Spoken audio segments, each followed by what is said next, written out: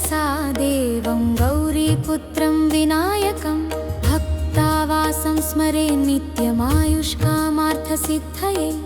प्रणम्य शिरसा देवं गौरीपुत्रं विनायकं भक्तावासं स्मरे नित्यमायुष्कामार्थसिद्धये।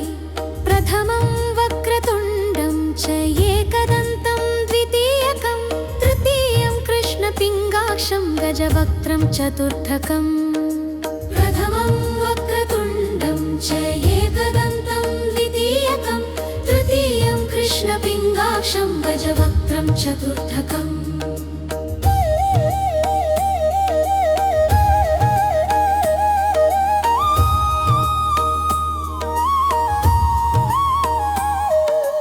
लम्बोदरं पञ्चमं च षष्ठं विकटमेव च सप्तमं विघ्नराजं च धूम्रवर्णं तथाष्टमं। लम्बोदरं पञ्चमं च षष्ठं विकटमेव च सप्तमं विघ्नराजं च धूम्रवर्णं तथाष्टमं। नवमं भालचन्द्रं च दशमं तु विनायकं एकादशं गणपतिं द्वादशं तु गजाननं। नवमं भालचन्द्रं च दशमं तु विनायकं एकादशं गणपतिं द्वादशं तु गजाननम्।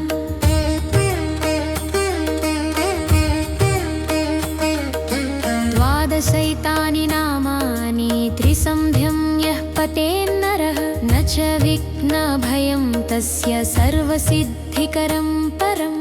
विद्यार्थी लभते विद्यां धनार्थी लभते धनं पुत्रार्थी लभते पुत्रान् मोक्षार्थी लभते गतिम्।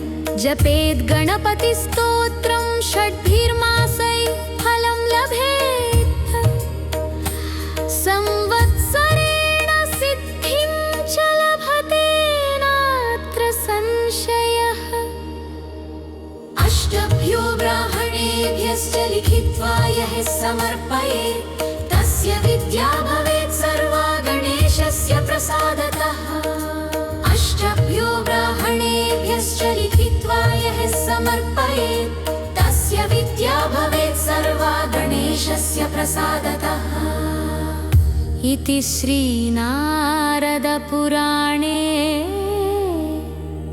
संकष्टनाशनं नाम गणेशस्तोत्रम्।